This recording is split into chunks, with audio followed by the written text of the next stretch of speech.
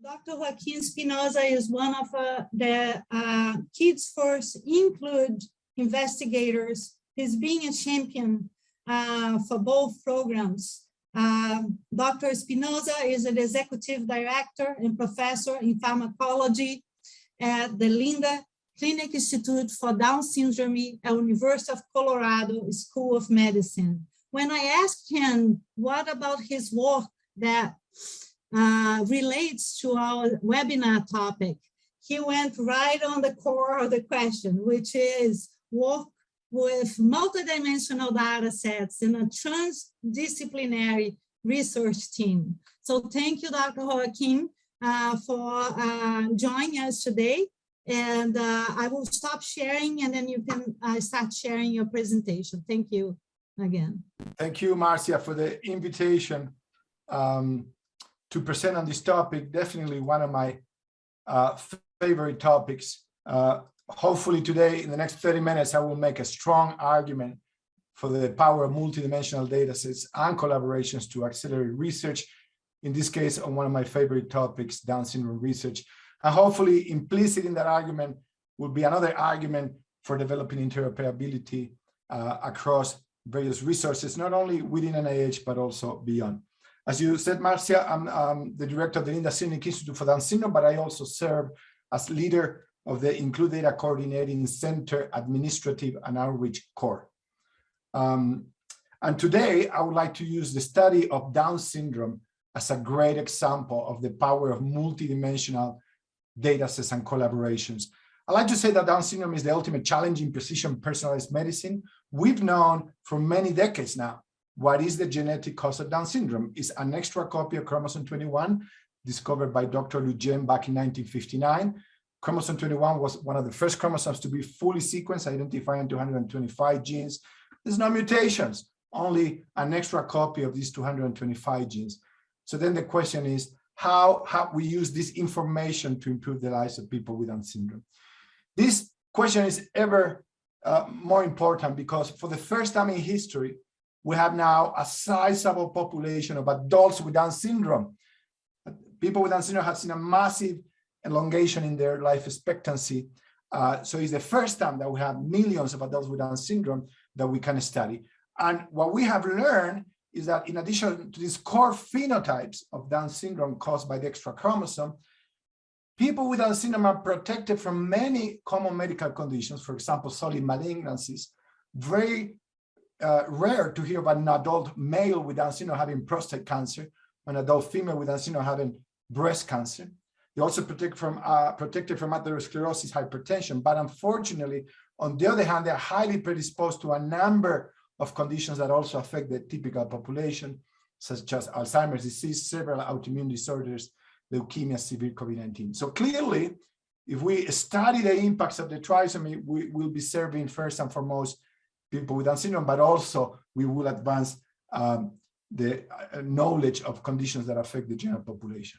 With that being said, it's also true that we cannot generalize about Down syndrome. There is massive inter-individual variability. All these individuals here are dealing with the extra copy of chromosome 21 in their own unique personal ways. So here plays 7 musical instruments in front of large audiences. Frank here at the bottom right gave an inspirational speech in Congress that triggered the Include project. However, other individuals in this slide may be nonverbal, affected by multiple co-occurring conditions, perhaps have a dual diagnosis of autism spectrum disorder. So clearly, we need a precision personalized medicine approach for the study of Down syndrome. So one key question is, what drives this remarkable phenotypic variation? Is it the genes on chromosome 21 or elsewhere? Is it epigenetic mechanisms? Could it be that the different phenotypes are matched to different endotypes reflecting the transcriptome, the proteome, metabolome, microbiome, immune profiles? How about environment, lifestyle, socioeconomic status, cultural factors? So clearly, we need an orchestrated effort to test many, many possible mechanisms, hypotheses in one big.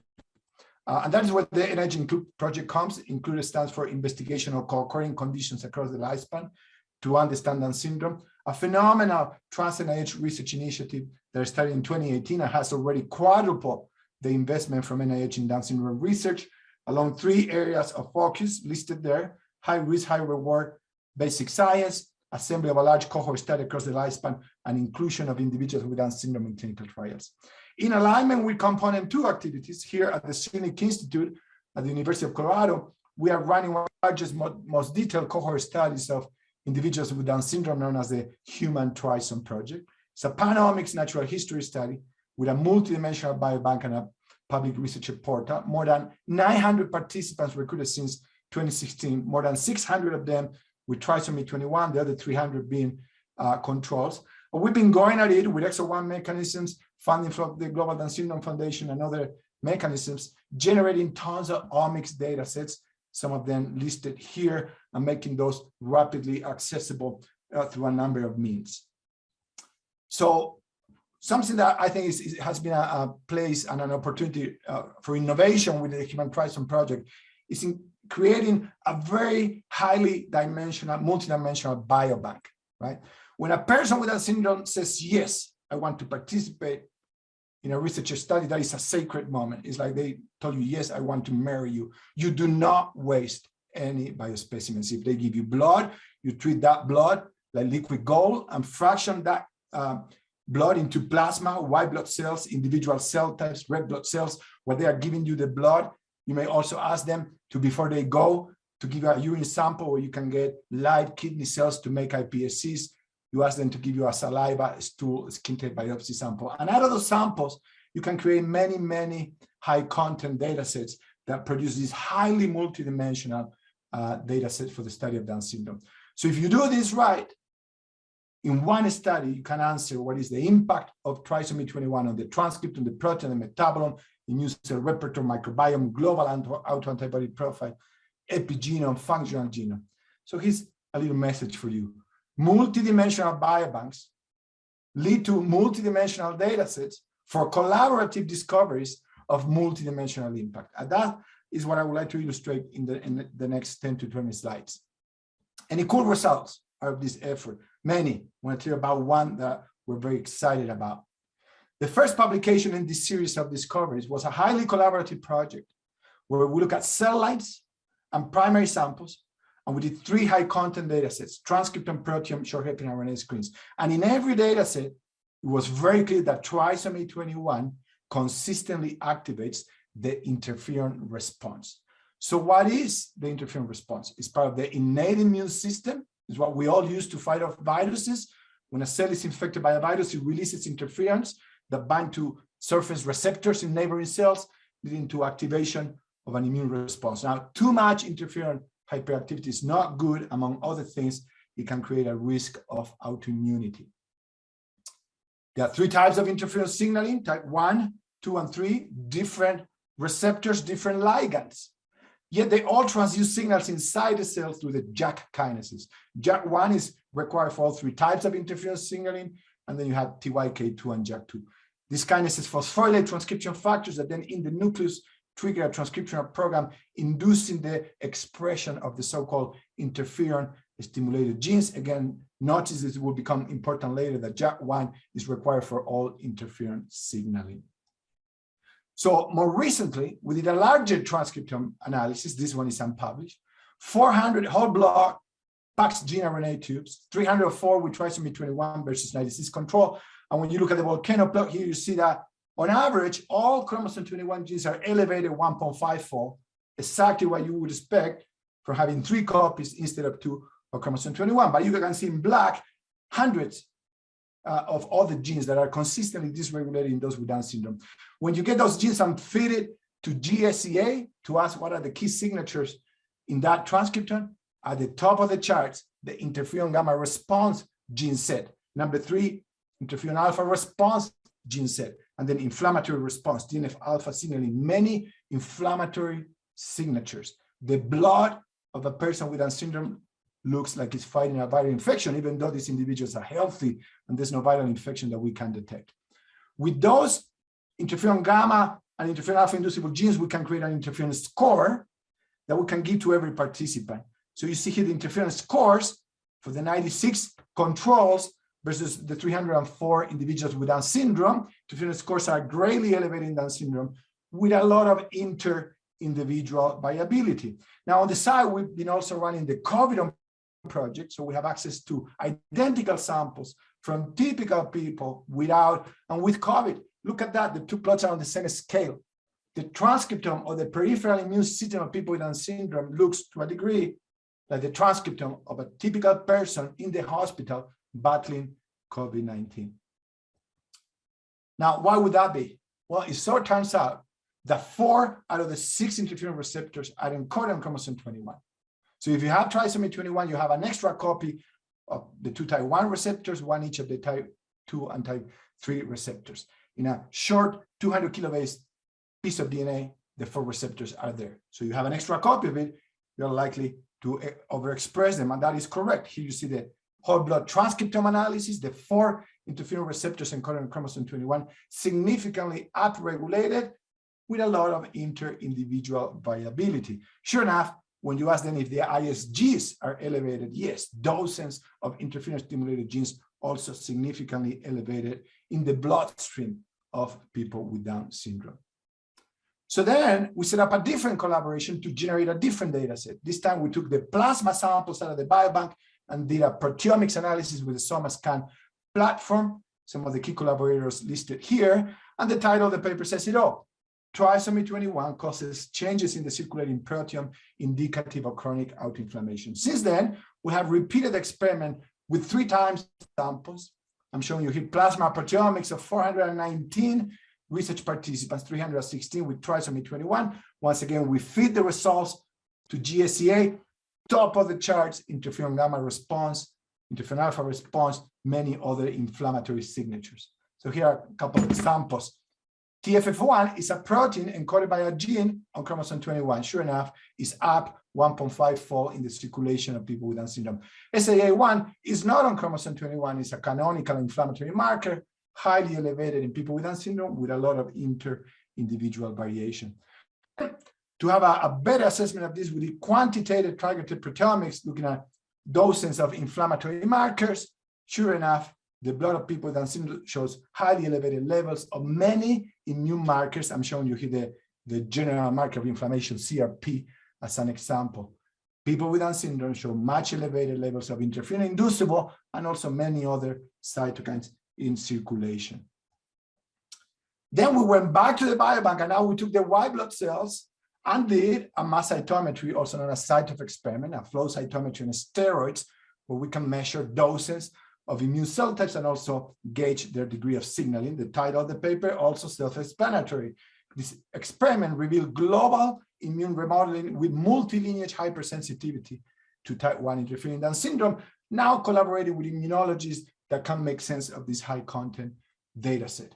So here the computer is organizing this highly dimensional data set into clusters that belong to specific immune cell types. People with Down syndrome have dendritic cells, monocytes, T cells, B cells, all the cell types that we have. But then when you ask the computer to compare many samples with trisomy 21 versus those without, and look for differences, you see the plot here on the left showing that basically everything is different. It is hard to find an aspect of the immune system that is not either violet or red. And you have to look at the cell subtype level. For example, the CD4 T cells in total are no different in Down syndrome, but if you look within them, you see that some subsets are depleted in trisomy 21. Some subsets of CD4 T cells are elevated in trisomy 21. So if you read this paper, you will see that we look at 100 different immune cell types. This is a brief summary of what we saw. Increasing Down syndrome is interferon receptor expression, interferon signaling, high levels of fibrocytes, inflammatory monocytes, activated natural killer cells, cytotoxic T cells, plasmablasts.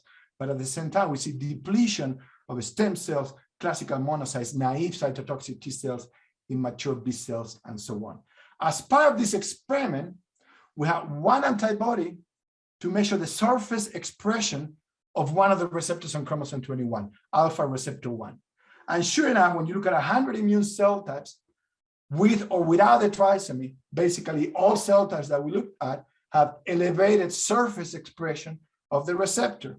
The stem cells, the monocytes, the dendritic cells, the ILCs, B cells, green, always stronger signals than gray. So what would happen if your immune system is expressing more of this receptor in all these immune cells? Of course, the immune system will be hypersensitive to interferon stimulation. So as part of this experiment, we took a sample out of the biobank and stimulated it with interferon alpha ex vivo, and then we used CyTOF to measure now inside the cells for the phosphorylated transcription factors, STAT1, STAT4, STAT6. And in every immune cell type that we looked at, there were multiple STATs that were hyper phosphorylated when stimulated with interferon alpha.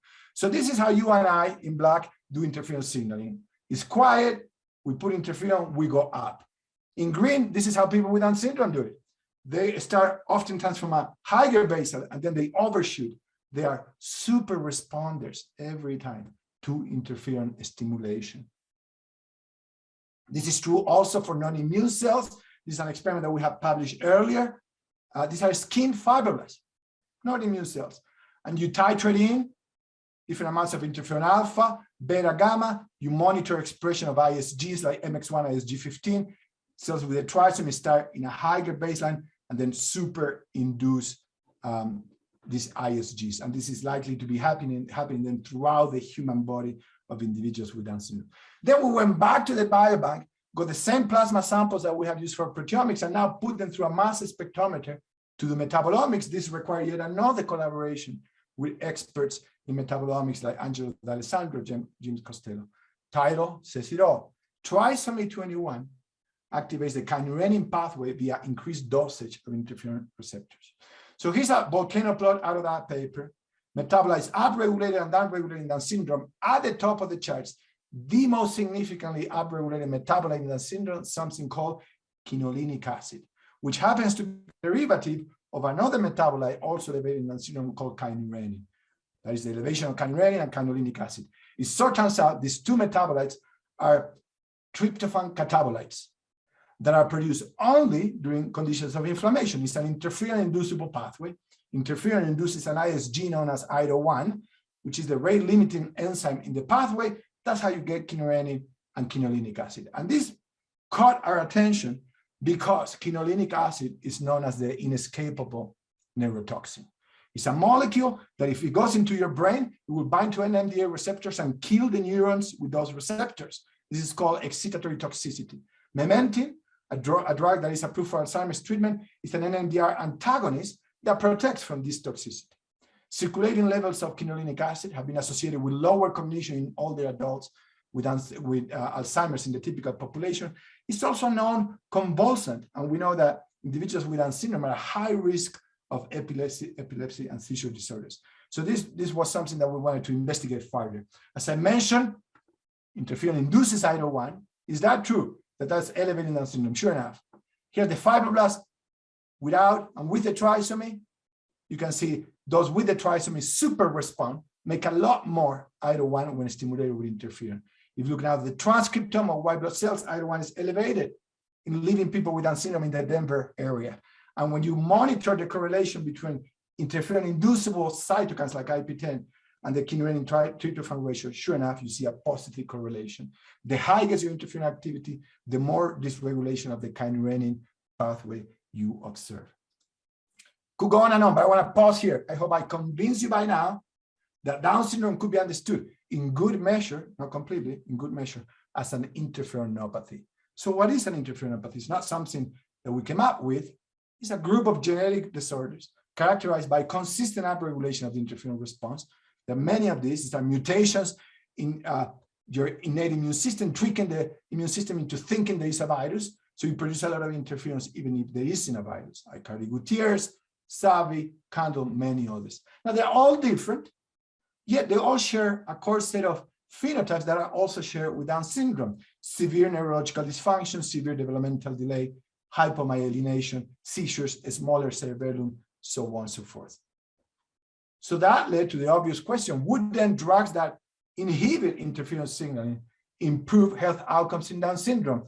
To answer that question, we took advantage of the fact that there are many FDA-approved medicines that are known to inhibit the interferon response by targeting the JAK kinases, the so-called JAK inhibitors. There are many of them done by different companies with different brand names. They all target JAK1, which is, again, required for all three types of interferon signaling. Some of them target JAK2, JAK3. They have many approved indications. So then we ask, can JAK inhibitors normalize the immune system in Down syndrome? And if so, what could be the potential benefits? To answer that, we set up a clinical trial for JAK inhibition in Down syndrome funded through the INCLUDE project. We wanted participants in the trial to have, hopefully, a clinical benefit. So we knew that 25% of adults with Down syndrome are affected by one or more autoimmune skin conditions like atopic dermatitis, alopecia areata, vitiligo, psoriasis, hidradenitis suppurativa. So we focus our attention on those participants receiving treatment for 4 to 9 months with one JAK inhibitor, the one that has the most patients in the universe, known as tofacitinib Gelsons. This is the study design. Individuals with Down syndrome 12 to 50, phase 2, single arm, open label, everybody gets the medicine for 16 weeks, potentially an extension arm up to 24 weeks. They must have moderate to severe autoimmune skin conditions. And one, define the safety profile. Why, you may ask? These are FDA-approved drugs. Well, they were not tested in individuals with Down syndrome. So we want to redefine the safety profile specifically for people with Down syndrome.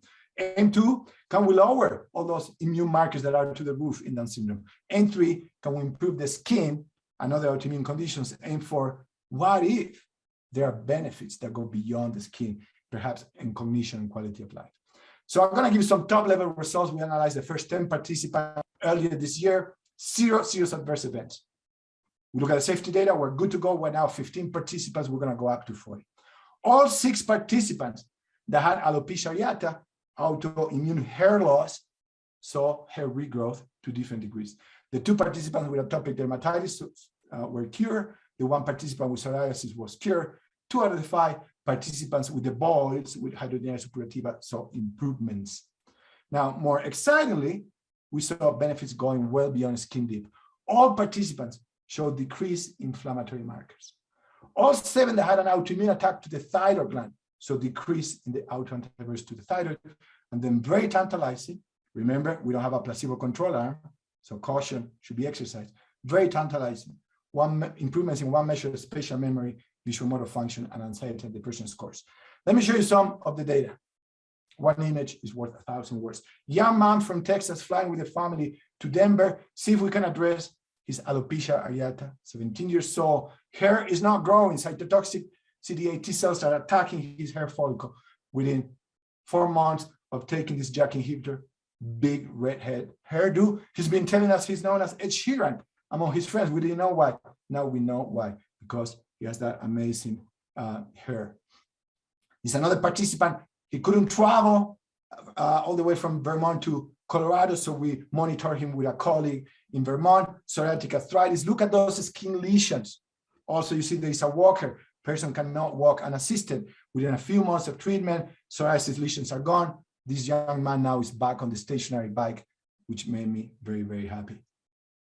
I told you about the autoimmune attack to the thyroid gland. We can monitor this with anti-TPO antibodies. We have 7 out of 10 participants having above normal levels of anti-TPO. All 7 of them saw a decrease in TPO levels. Here's 1 participant, the time course. Within a couple of weeks of going on the medicine, you see the autoimmune attack to the thyroid disease decreases. And when I talk about potential improvements in neurological function, this is what I'm talking about. We have 1 participant with Down syndrome regression disorder, which I will explain in a minute. At baseline, we were asking this young woman to take a pencil and follow the path of the car of the motorcycle without lifting the pen, without going outside the path. She could not understand the task. She was obsessed with coloring the path, took too long, lifted the pencil too many times, went outside the path many times. At week 16, she clearly understood what she needed to do. She drew in a single shot the path of the car of the motorcycle. So what is Down syndrome regression disorder? It's a rare but very devastating condition affecting young adolescents and young adults with Down syndrome, characterized by catatonia, mutism, depersonalization, loss of abilities to perform activities of daily living. These individuals crash for some unknown reason. Now, there's evidence that a subset of these cases could be associated with inflammation in the brain, which made us wonder, could it be that DSRD is an autoimmune condition similar perhaps to autoimmune encephalitis? So now, funded by the INCLUDE project, we're going to do another trial focused specifically on Down syndrome regression disorder. We will compare the efficacy and safety of 3 therapies that are commonly used, 2 immune therapies, and 1 psychiatric medicine. And this is a large collaboration, yet another collaboration this time with neuroimmunologists and psychiatrists. I should point out, obviously, the previous trial is a strong collaboration with a dermatologist. So coming back to the immune markers, I'm showing you here the same data I showed you before. The interferon scores highly elevated in people with Down syndrome. Our clinical trial participants come to the trial with interferon scores that are about average for Down syndrome, but when they go in the medicine, they drop more to a normal range. So we're not fully depressing the immune system, we're bringing down the immune system down to the range that you would see in the general population. He said, Joaquin, you haven't shown us any longitudinal data. Well, let me do it. We've been following one participant for many years who even before the trial was taking tofacitinib for her alopecia areata, and she will take the drug, get the hair grown, stop the drug, alopecia will come back. So she gave us a lot of samples when on and off the drug. So we can see longitudinal what happens to her immune system. When she is off the drug, her interferon scores are about average for Down syndrome. When she is on the drug, her interferon scores are average for a typical person. You see the various interferon stimulated genes here coming from a high place to a mid-range every time she's on the drug. So the medicine normalizes interferon response without an overt massive immune suppression. Hopefully, I made my case that multidimensional data sets can massively accelerate the translational pipeline from the first paper that I showed you to the first participant, 4 years. 4 years from a basic science experiment to a clinical trial. Now you may say, Joaquin, you don't have any animal data. We do.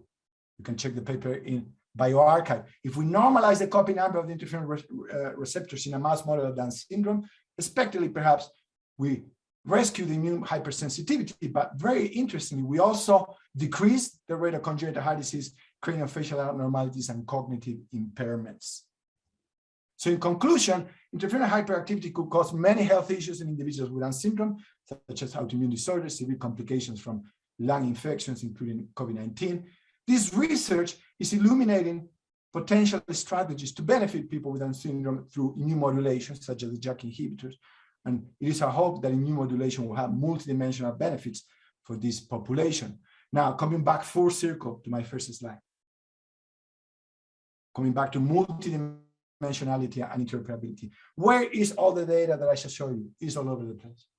Genomes in DBGAP and Kids First, transcriptomes in GEO, proteome in proteome exchange, metabolome in mass cytometry. It's a nightmare. As a PI who likes to collaborate and walk out of my comfort zone, then I had to keep track of our data across a number of repositories. So this is one of the missions of the Include Data Hub, to take care of this problem and make sure that we can find all the data in one place and facilitate cross-analysis of multidimensional data sets.